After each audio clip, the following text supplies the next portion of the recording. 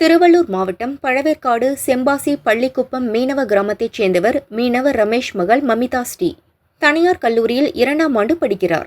இலங்கை கொழும்புவில் 9வது ஆண்டு ஆசிய அளவிலான கராத்தே போட்டி நடைபெற்றது. இதில் இந்தியா, ஸ்ரீலங்கா, பிலிப்பைன்ஸ் நாடுகள் பங்கேற்றன. மமிதா ஸ்ரீ இதில் 61 எடைப்பிரிவில் இந்திய அணி சார்பில் விளையாடி 2ஆம் இடத்தை பிடித்து வெள்ளி வென்றார். நாடு திரும்பிய மாணவியை பழவேற்காடு பகுதி மக்கள் வரவேற்று பாராட்டினர்.